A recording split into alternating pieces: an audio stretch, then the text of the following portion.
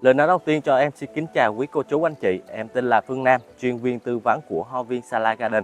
Thì hiện tại em đang có mặt tại cổng Hoa Viên Salad Garden, một trong những nghĩa trang cao cấp bậc nhất khu vực miền Nam. Hoa viên hiện tọa lạc tại xã Tân Hiệp, huyện Long Thành, tỉnh Đồng Nai. Hoa Viên Salad Garden tọa lạc tại Long Thành, đưa vào khai thác vận hành tháng 7 năm 2019 với quy mô 50 hecta và 35.000 kim tĩnh đã được đúc sẵn, đấu nối van một chiều về khu xử lý khí mùi khí thải, một trong những công nghệ hàng đầu châu Âu chỉ có tại Hoa Viên Salad Garden, nên rất thân thiện với môi trường và đời sống nhân sinh.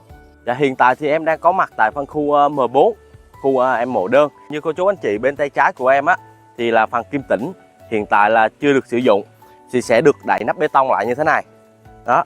Và nếu mà gia đình mình có hữu sự thì báo về bộ phận bên em sẽ có là bộ phận là mở nắp kim tĩnh này lên và vệ sinh ở dưới, và cam kết là trong vòng 24 giờ là sử dụng được ngay. Thì về phần kim tĩnh chưa được xây dựng nó có diện tích như là tổng diện tích là 4,8 m². Bề ngang của nó như thế này là 1,5 m nè, bề sâu vô 2,5 m, và bề sâu của kim tĩnh là 1,7 m. Trăm người là trăm ý. Gia đình thì muốn các cụ mình nằm bên trong để cao hơn, và nhiều gia đình là muốn các cụ của mình nằm gần mặt tiền đường để cho tiện việc thăm nôm hơn.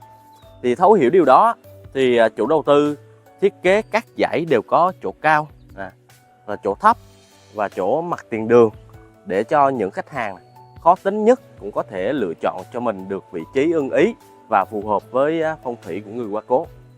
Mộ đơn được quy hoạch ở 3 tiểu khu là M4, M5 và M6, thiết kế theo phong cách mộ cỏ, theo phong cách tối giản, tạo cảm giác thân thiện không gây khuất tầm nhìn, tạo cảm giác thân thiện hơn, không bị cảm giác sợ hãi. Thiết kế xây dựng từ loại đá xanh Thanh Hóa. Đây là một loại đá vôi tự nhiên có độ cứng cao, trải qua hàng trăm triệu năm với nhiều biến cố và địa chất xảy ra, khiến loại đá này trở nên cứng cáp, bền bỉ, khả năng chịu đựng tốt, và đặc biệt có màu xanh đẹp mắt kết hợp với bồi đắp cỏ mát, tạo cảm giác gần gũi hơn. Thì ngoài xây dựng ra thì bên em cũng có thiết kế theo các loại tiểu cảnh. Thì như quý cô chú anh chị đã thấy nè, thì gia đình này mình có thể bỏ những loại cây bonsai, hoặc là mình trồng các loại cỏ Mỹ lá gấm ở trên nấm mồ để tạo cảm giác là thân thiện với môi trường hơn. Cảm giác là cái mảng xanh sẽ chiếm nhiều hơn, là sẽ không có cảm giác sợ hãi hơn. Về mặt pháp lý thì nếu mà quý cô chú anh chị mua đất sinh phần nơi đây thì chủ đầu tư sẽ cấp cho mình một cái sổ được gọi là sổ vàng, giấy xác nhận quyền sử dụng phần mộ.